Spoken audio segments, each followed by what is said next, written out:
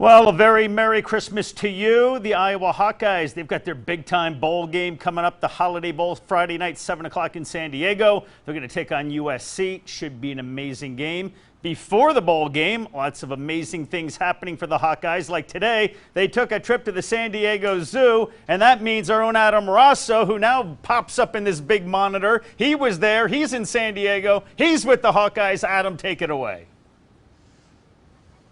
Yeah, right now, Jay, I'm down in the Gaslamp Quarter in downtown San Diego. It's a little cold and a little windy, like Andy just touched on before the last break. But yeah, earlier today, a great venue. The world-renowned San Diego Zoo was the place for the Hawkeyes as they continued their week-long Holiday Bowl festivities.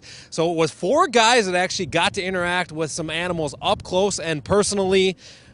Xena, the two-toed sloth, was first up. It's an Amazon rainforest native. All the guys got to pet and touch her, feed her a little bit of carrots, some corn. She loved the corn, so maybe that's a good omen for Iowa this week here in San Diego. Then we also had Shakira, the legless lizard. It looked like a snake. Everybody in the room thought it was a snake, but it was actually a lizard. And then finally, pretty appropriate, there was a hawk. It was actually an African pygmy falcon.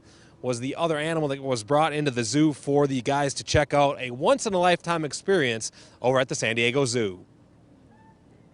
I didn't think I had it in me to touch it, but I did it. So, and I was proud of myself for touching the sloth. So, you know, it was kind of hairy, real hairy and rough, real rough. I haven't seen or interacted with any animals like that really before. I've been to zoos, but not totally up close and personal. I think I've held a snake once on vacation or something like that, but yeah, it was cool. I'd never touched a sloth before, you know, but it is really unbelievable what these people are doing, you know, and it's good to come experience that in more detail because you never know that a sloth in South America is like either threatened by the logging industry or whatever it may be, you know, so it is really touching.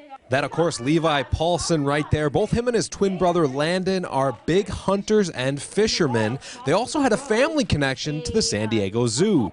And that made them a perfect match today for these 2 seniors to be able to interact with the animals and wander the zoo.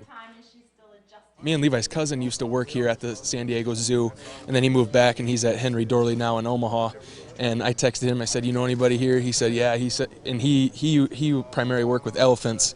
So he said, go see the elephant people. They'll be glad to have you. So we'll see where it leads. We might go over there. It's unbelievable what they do, you know, and hats off to those guys because, you know, they just like us college students loving football, you know, these guys are really passionate about what they do. They're passionate about the animals and the long-term success that is potentially in their hands, and I think it's really cool.